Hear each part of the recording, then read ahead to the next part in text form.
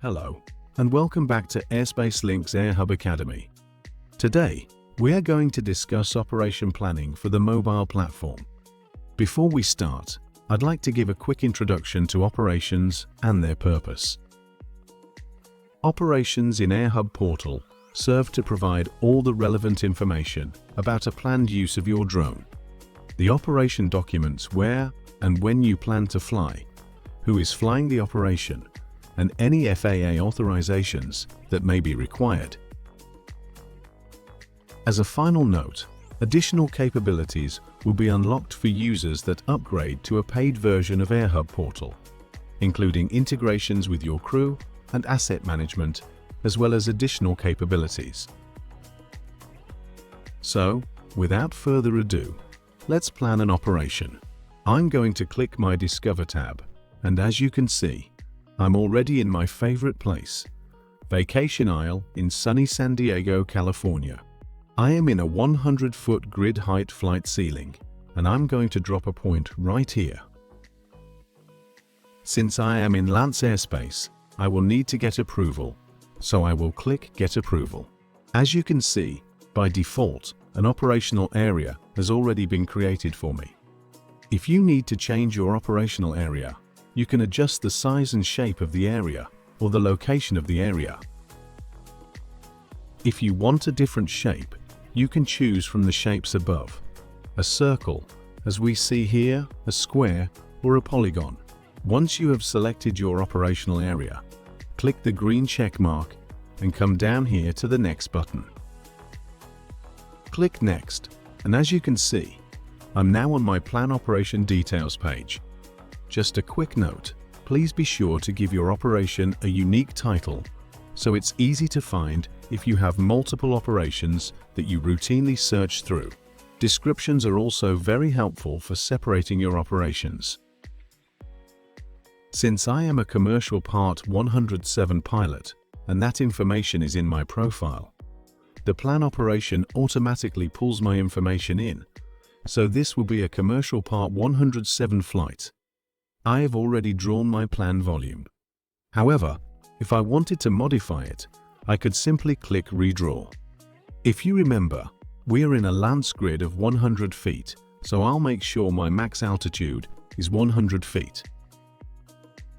I'm going to change my date and time to tomorrow at noon, and my time zone from Eastern to Pacific time. Again, I am the pilot in command, pulled from my profile, and I'm going to click Save Operation. My operation has been created, and now I need to request my LAANC authorization. I'm going to click Get LAANC. Again, all of my information is pulled from my profile. As long as everything looks good, I will click Confirm. If you need the LAANC information, click the drop-down arrow. A new addition to Portal are variable height flight ceilings. If, for instance, you are flying in LAANC airspace and your operational area will cross multiple grid height flight height ceilings, you can click the Variable Height button, which will allow you to get authorization for each area of your LAANC operation.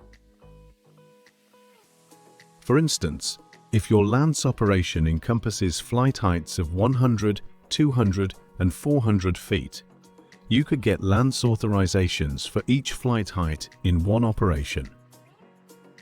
Now, I'm going to click Confirm. You can see that my request has been submitted successfully. And now I can request automatic approval. I will click Submit Request, and now you can see that I've successfully submitted an automatic approval authorization. You can see that my request is here, and it has been approved. I can look at the request, and if I need another email copy, I can resend the authorization email. You can see it was just sent to me. Finally, I will look at my airspace, and you can see my approved operational area tomorrow at 12 Pacific in Vacation Isle, San Diego. Let's look at one other thing before we end this video.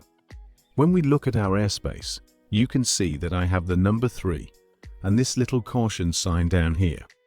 If I click on this, it will detail the airspace at my location. I'm in Class B airspace for San Diego Airport.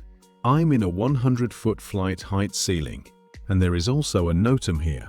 You can see that there is nothing else interfering with my flights nearby. If I want to dismiss this information, I can simply click on the icon here, and it will go back to this small icon in the corner. Well, that about does it for mobile operations in Portal. Thanks again for listening, and as always, happy flying.